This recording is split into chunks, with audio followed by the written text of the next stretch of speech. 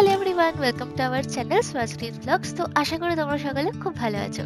তো আজকের এই ভিডিওতে তোমাদের সঙ্গে আমি শেয়ার করব আমাদের মিরিক হয়ে বাগডোগরা যাওয়ার জার্নিটা।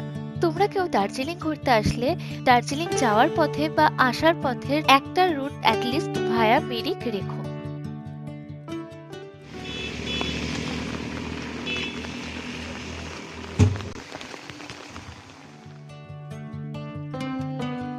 আমরা এখন আছি গোপালধারা টি এস্টেটে। এই টি এস্টেটটা one of the largest tea estate. প্রায় ৩২০ হেক্টরেরও বেশি জায়গা জুড়ে এই টি এস্টেটটা বানানো হয়েছে। আর উচ্চতা রাখা হয়েছে ৫৫০০ ফুট থেকে ৭০০০ ফুটের মধ্যে। এখানে শুধু এত পরিমাণে চা উৎপাদনই হয় না, প্রচুর পরিমাণ চা এখান থেকে এক্সপোর্টও করা হয়। আর জায়গাটা সত্যি বিশাল বড়।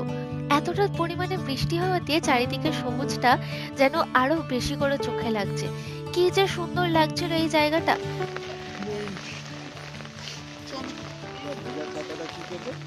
একটু ভেতরের দিকে যেতে দেখলাম এই গোপালধারা টি এস্টেটের চাই বানিয়ে বিক্রি করা হচ্ছে। আর ওয়েদারটা এতটা সুন্দর, তার জন্য এই জায়গাটা আরো বেশি সুন্দর লাগছিল দেখতে। এই যে এই দিকে রাস্তাটা ধরে আমরা এসেছি। আর এখানেতে দেখো সাইনবোর্ড রয়েছে, এখান থেকে দার্জিলিং হচ্ছে 36.8 কিলোমিটার, আর সান্দাকফু ভায়া সুখিয়া হচ্ছে 54.9 কিলোমিটার, আর সুখিয়া হচ্ছে 18.9 কিলোমিটার। এদিকেতে কিছু হোমস্টেও রয়েছে। অনেকেই এই গোপালধারা টি স্টেটের সামনে থাকতে পছন্দ করে ঘুরতে এসে, তারা এখানে তো হোমস্টেতে থাকতে পারে, এটা একটা ভালো অপশন।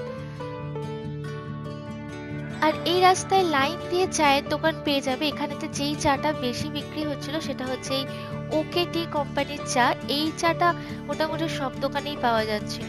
এছাড়া এখানে গোপালধারা টি এস্টেটের চা তো পাবেই, এগুলো বাদেও আরো অন্যান্য কোম্পানির চা কিন্তু এই দোকানগুলোতে খুব ইজিলি পেয়ে যাবে।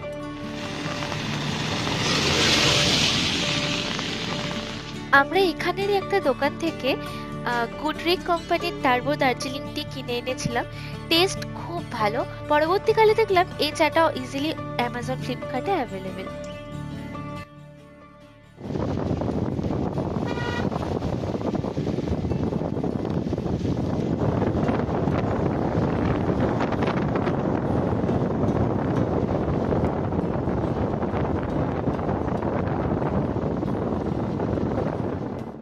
আমরা উপর থেকে যত নিচের দিকে নামছি তত চা বাগান যেন ভরে যাচ্ছে।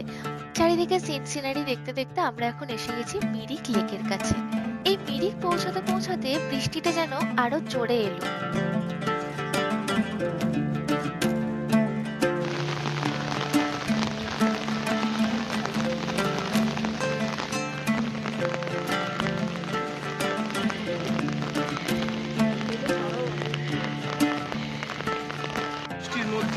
তোমাদের মিরিক দেখাবো বলে এসছি।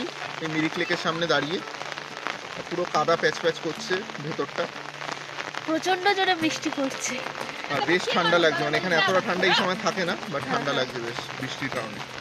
এখানে আমরা লাঞ্চ করে চলে যাবো এয়ারপোর্টের দিকে। পথে পড়বে বোধহয় আরো 2-1টা টি এস্টেট, সেখানে হয়তো যদি ওয়েদার ভালো থাকে নামবো, এই প্ল্যান।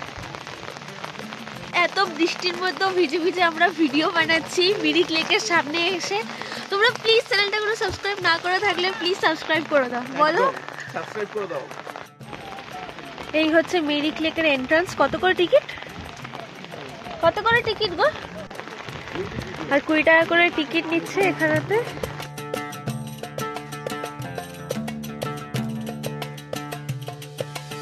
এই মিরিক লেকের কাছে শীতের পোশাক আশাকের অনেক দোকানপাট ছিল।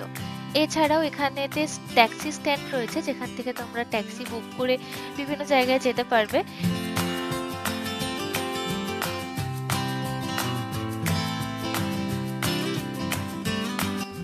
যারা বাঙালি খাবার টাবার খেতে চাও তাদের জন্য এখানে অপশন রয়েছে অনেক।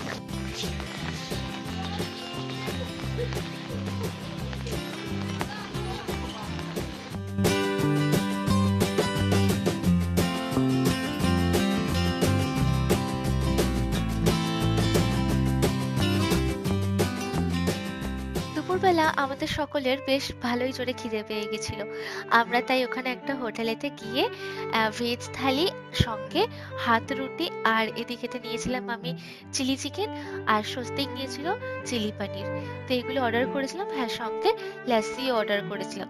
পেট ভরে খেয়েছিলাম, খাওয়া দাওয়ার টেস্ট বেশ ভালো ছিল আর প্রত্যেকটা আইটেমই ফ্রেশ বানিয়ে দিয়েছিল। এ দেখো খেতে আমরা হোটেল থেকে বেরোতেই কার দেখা পেলাম, এখানে তিনি আরামসে ঘুমোচ্ছেন। আর হ্যাঁ, আমরা যে হোটেলটাতে খেয়েছি তার নাম হচ্ছে জিনলাভ রেস্টুরেন্ট।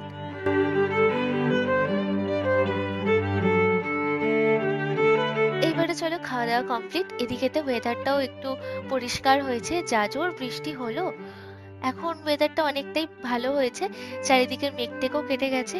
তো এখন আবার আমরা জার্নি শুরু করলাম।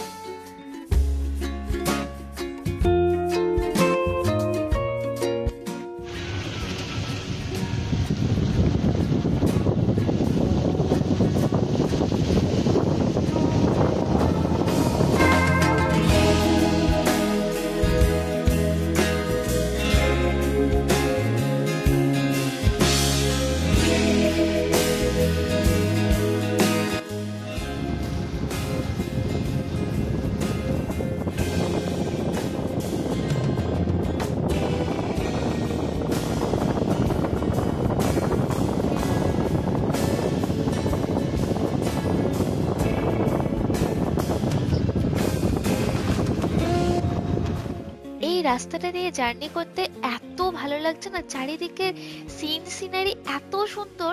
আর গাড়ি করে আস্তে আস্তে এই রাস্তাটা দিয়ে অনেক চেনাশোনা চা মানে চা কোম্পানির টি স্টেটও চোখে পড়লো।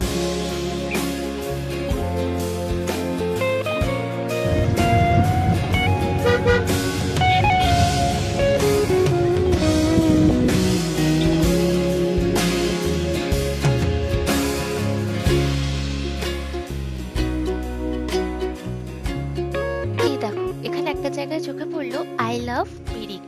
এটা দেখে আমরা গাড়ি থেকে নেমে পড়লাম, একটু ফটোও তুললাম। সত্যি এই সিনারিটা দেখে তো এইটা মুখ দিয়ে অটোমেটিক্যালি বেরিয়ে আসে, আই লাভ মিরিক।